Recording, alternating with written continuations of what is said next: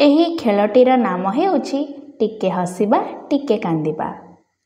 ଦେଖାଯାଇଥିବା ଘଟଣାଗୁଡ଼ିକରେ ପିଲା କିପରି ନିଜର ଭାବନା ଦେଖାଇବା ଆରମ୍ଭ କରେ ତାହା କୁହାଯାଇଛି।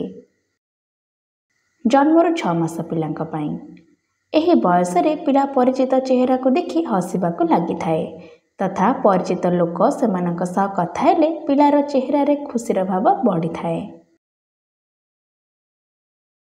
7 ରୁ 12 ମାସ ପିଲାଙ୍କ ପାଇଁ। ଏହି ବୟସରେ ପିଲା ଯେତେବେଳେ କିଛି ଜିନିଷ ସେମାନଙ୍କ ହିସାବରେ ନ ହୁଏ ସେତେବେଳେ କାନ୍ଦିବାକୁ ଲାଗିଥାଏ।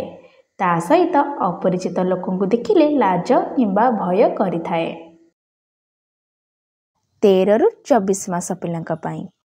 ଏହି ବୟସରେ ପିଲା କିଛି କିଛି ଘଟଣାରେ ଡର ଦେଖାଇଥାଏ, ଯେପରିକି ଅନ୍ଧାରକୁ। 25 ରୁ 36 ମାସ ପିଲାଙ୍କ ପାଇଁ। ଏହି ବୟସରେ ପିଲା ସାଙ୍ଗ ଏବଂ ପରିବାର ସଦସ୍ୟମାନଙ୍କ ପ୍ରତି ସ୍ନେହ ବା ଭଲ ପାଇବା ଦେଖାଇବାକୁ ଆରମ୍ଭ କରେ। ଆପଣଙ୍କ ଏବଂ ପିଲାଙ୍କ ଭିତରେ ସମ୍ପର୍କକୁ ଆହୁରି ଗଭୀର ହେବା ପାଇଁ ଦିନରେ କିଛି ସମୟ ପିଲାଙ୍କ ସହ ବିତାନ୍ତୁ। ଦିଆଯାଇଥିବା ଖେଳଗୁଡ଼ିକ ପିଲାଙ୍କ ସହ ଖେଳନ୍ତୁ ଏବଂ ଆପଣଙ୍କ ଅନୁଭବ ଆମକୁ ଅବଶ୍ୟ ଜଣାନ୍ତୁ।